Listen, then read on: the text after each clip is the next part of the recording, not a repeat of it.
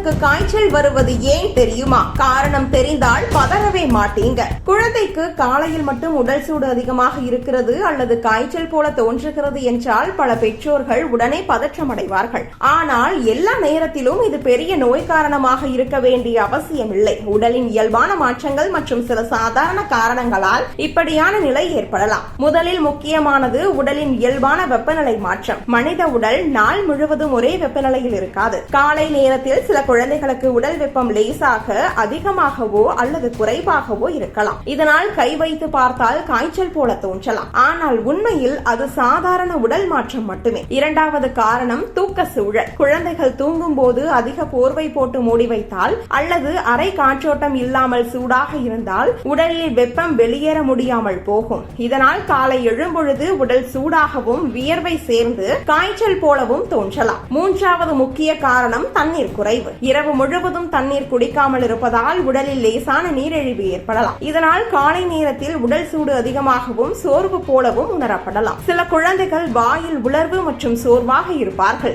நான்காவது காரணம் லேசான வைரஸ் தொற்று ஆரம்ப நிலை. சில வைரஸ் தொற்றுகள் முதலில் காலை மட்டும் லேசான காய்ச்சல் போல தொடங்கும். பின்னர் சளி, இருமல், தொண்டை வலி போன்ற அறிகுறிகள் வளரலாம். அதனால் 1 முதல் 2 நாட்கள் தொடர்ந்து கவனிப்பது முக்கியம். ஐந்தாவது காரணம் இரவு உணவு பழக்கம். தாமதமாக சாப்பிடுவது அல்லது கனமான எண்ணெய் உணவுகள் சாப்பிடுவது செரிமானத்தை மெதுவாக்கும். இதனால் காலை எழும்பொழுது உடல் சோர்வாகவும் சூடாகவும் இருக்கலாம். ஆறாவது காரணம் தூக்க குறைவு. போதிய நேரம் தூங்காத குழந்தைகளில் உடல் சோர்வாகவும் வெப்பமாற்றம் அதிகமாகவும் இருக்கும். இதனால் காலை நேரத்தில் காய்ச்சல் போல உணர்வு வரும். ஏழாவது காரணம் சுற்றுப்புற சூழல் மாற்றம். பருவகால மாற்றம் அல்லது அதிக வெப்பமான வானிலை காரணமாக உடல் அதற்கு ஒத்துப்போக சில நாட்கள் எடுக்கும். இதுவும் காலை நேர சூடு அதிகமாக தெரிய காரணமாகும். மொத்தத்தில் காலை மட்டும் வரும் லேசான காய்ச்சல் பெரும்பாலும் சாதாரண காரணங்களால் தான் ஏற்படுகிறது. ஆனால் காய்ச்சல் 100 டிகிரி செல்சியஸுக்கு மேல் தொடர்ந்து இருந்தால் 2 முதல் 3 நாட்களுக்கு மேல் நீடித்தால்,